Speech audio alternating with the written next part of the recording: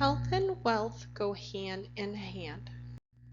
Legal disclaimer we put at the beginning of all of our presentations. This information is for general and educational use only. Content is not intended to substitute for professional, legal, or clinical advice.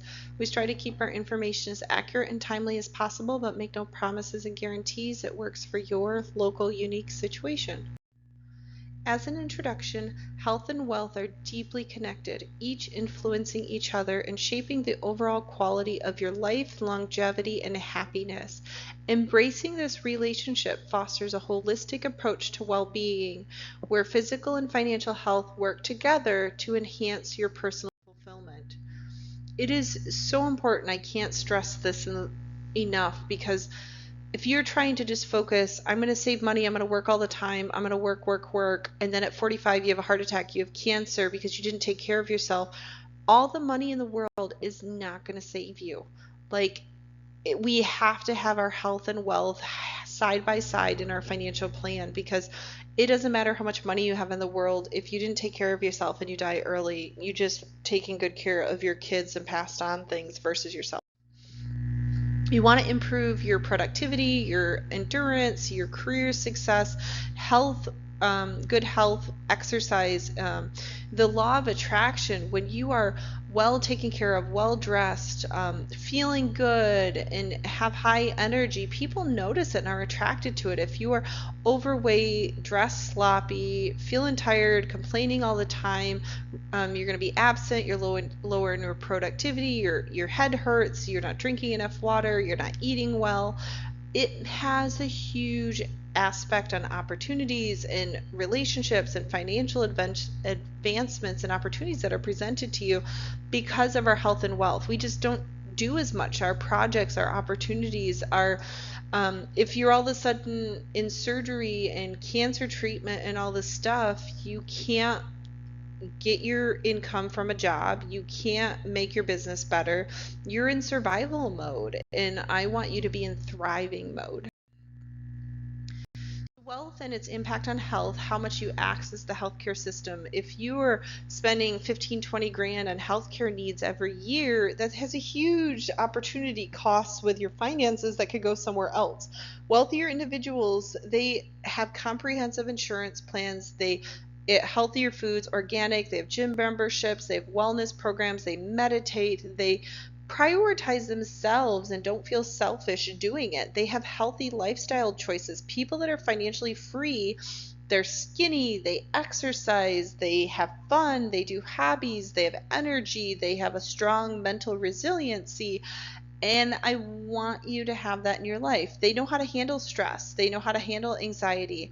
They don't worry about the bills as much and that day-to-day financial obligations. There's huge correlations with lower income status. The lower money you make, the more financial problems you have. And then the health side, because you're on food stamps, you're eating processed food, you're stressed all the time, you're working all the time, there's a huge correlation of the more money, but you also need to be healthier. Like, just because you have a bunch of money, if you're still eating junk food and you're not going to the doctor and you're not taking care of yourself, you're still going to have health issues. And so it's important for us to get the right health mindset and wealth mindset at the same time. So there is an intersection, a very symbolic relationship between health and wealth. It's a long-term well-being mindset. We are mind, body, spirit, and wealth is going to bring up opportunities for us, for our hobbies and our wishes and our dreams and potentials, and work because we want to versus we have to. You're going to start prioritizing yourself versus survival mode and short-term thinking versus the big ultimate potential when you have wealth and health interconnected together. You want to look at a strong financial plan that's not just saving money, emergency accounts, health insurance.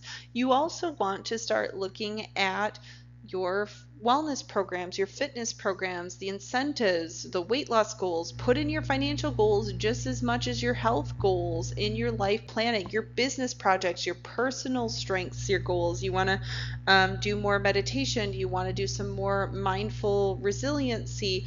You want to do yoga and get some more muscle tone. You want to feel more stamina and energy and be able to run a mile under a certain amount of time. Like, these should be things part of your goals just as much as our financial planning ones are. Our mindset is to get in the right habits, right focus, right thing, because if we don't do it, if we haven't been running our entire life, you're not going to get up first thing in the morning and try to run. You have to build these habits and you have to condition yourself. So as your mind is learning all this stuff about money and finances, the best time to learn something new is when you're also learning another thing new, because your brain is already at a place that it's a sponge and absorbing things and ready for learning, versus you've always done something the same way and you never change your habits, and your body is going to resist you. Versus the more you approach change in a positive light and you accept challenges and you're adaptable, your mind's going to continue that flow. So you want preventative health care, you want exercise, you want nutrition, you want good mental health support, you want financial education, you want to get healthy financial habits with savings and auto pays and debt reduction and good debt versus bad debt. And you want to make time for yourself. You want breaks throughout the day. You don't want to be a workaholic.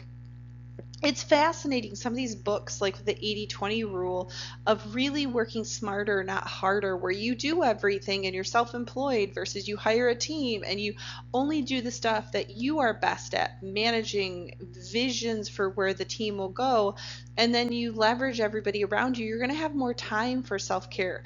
The Miracle Morning is an excellent book because they show over and over again, because people will say, well, I don't have time to exercise, I don't have time to take care of myself. If you spend a half hour every morning, you will get that time back tenfold. You're going to memorize something faster. You're going to time manage is going to be more efficient. Your energy level is going to be higher. You're not going to be slow and sluggish throughout the day when you start out the morning right. So as an overall conclusion, health and wealth are deeply connected. I can't stress this enough to you. You can have all the money in the world with inheritance, with a business that took off, but if you don't have your health, you get cancer, you have a heart attack, you are stressed and are not feeling well, and inflammatory problems and migraines all the time, it's not going to matter. We need you to be able to grow the right health mindset while you're growing the right wealth mindset.